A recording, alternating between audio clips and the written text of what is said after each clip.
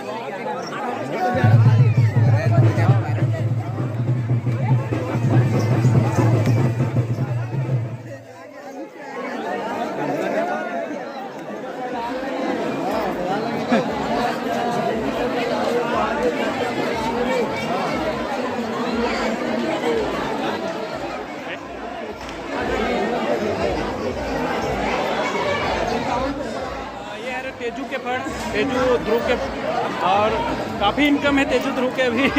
हमारे गांव के एक ये है कि कम से कम गांव में मनोरंजन के लिए खड़खड़िया खिलाए जाते हैं। डोगू के फड़, डोगू साथ में तेजू के महिला पार्टी भी देख सको तो काफ़ी इंटरेस्ट लेते हैं।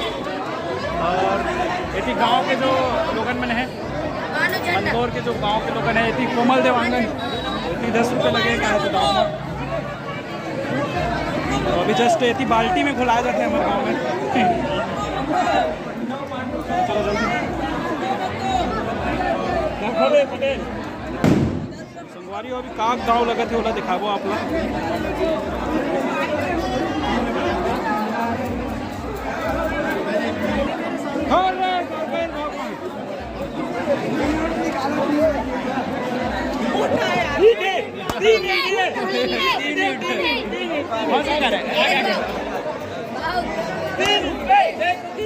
संगवारी हो, अभी ईट 3 ईट आए से दाव कम रही थोड़ा से भाई।